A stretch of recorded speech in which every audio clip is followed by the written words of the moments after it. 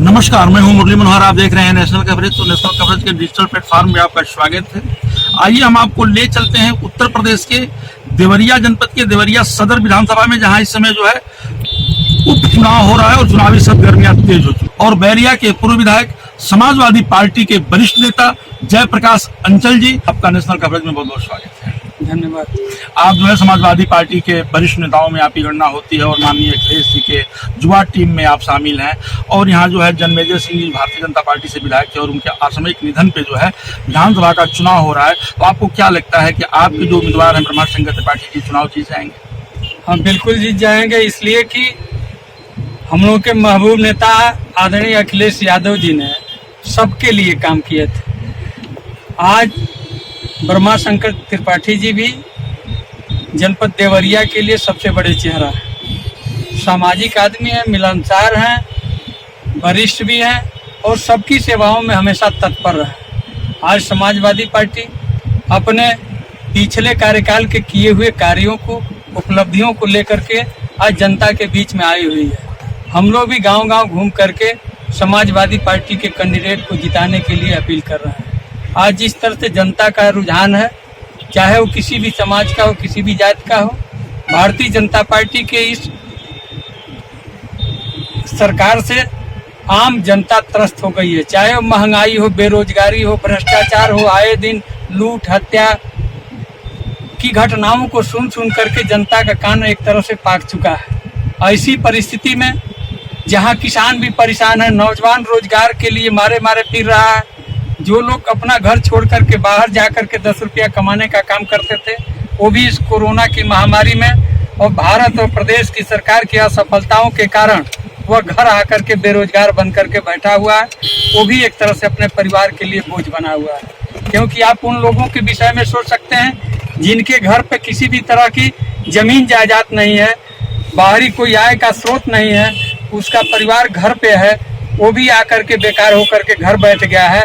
ऐसी परिस्थिति में उसके परिवार के सामने जीविकापार्जन का बहुत बड़ा संकट है। सरकार महज जो है 14 से 15 महीने जो है आम विधानसभा का चुनाव होना है और एक तरह से यह एक जो है सेमीफाइनल चुनाव है। वो जितने भी उत्तर प्रदेश में चुनाव हो रहे हैं 7 सीटों पे एक सेमीफाइनल है और सेमीफाइनल जो जीतेगा, हमको लगता है कि इस बार वही फाइनल मैच खेलेगा। तो आपको क्या लगता है कि 7 सीटों पे आप लोग चुनाव जीत जाएंगे? आप समाजवादी पार्टी के बड़े नेता हैं। देखिए, समाजवादी पार्टी हर सीटों पर जोरदार भाजपा का टक्कर दे रही है और हम लोगों को आशा है कि अधिकतर सीटें समाजवादी पार्टी की झोली में जाएगी। इसलिए कि जो अखिलेश जी के किए हुए कार्य और स्वच्छ चेहरा, विकासमुखी चेहरा और नौजवानों में एक अच्छी छवि जो है, इसे नौजवान भी समाजवादी पार्टी को ही अपना आसरा देख रहा है कि भविष्य में आज हम समाजवादी पार्टी के कैंडिडेट को जिता देते हैं तो कल समाजवादी पार्टी के नेतृत्व में सरकार बनेगी, वहाँ किसानों का भी सम्मान होगा। आप किसानों की बात कर रहे हैं। सबसे बड़ा सवाल ये है कि किसानों का जो है फसल जो है, धान का फसल जो है तैयार हो चुका है। अब तक क्रय केंद्र जनपद में नहीं खोले गए हैं, पूरे प्रदेश में नहीं खोले गए हैं, सब हवाबाजी ही चल रही है। किसान अपने फसल को बेचने को लेकर के काफी भयभीत है, समझ नहीं पा रहा है कि हम कैसे उसे बेचें। दिक्कत तो यह है कि ये सरकार में कानून नाम की कोई चीज नहीं रही, न तो शासन प्रशासन का कोई खौफ है। अधिकारी मनमाने ढंग से कार्य कर रहे हैं। आज जिस तरह से भाजपा अपने एजेंडे में शामिल किया था कि किसानों के पैदावार का हम दुगुना दाम देंगे, दुगुना दाम का लक्ष्य झांसा जनता को देने वाली सरकार आज मात्र 30 रुपया प्रति क्विंटल धान का दाम बढ़ाने का काम किया है। 1850 रुपया 30 रुपया 1 क्विंटल पर 30 रुपया धान की फसल पर बढ़ा करके सरकार किसानों की आय किस रूप में दुगुना करना चाहती है? जबकि डीजल का भाव बढ़ा हुआ है, जोताई का भाव बढ़ा है, बिजली का रेट भी दुगुना से अधिक हो गया।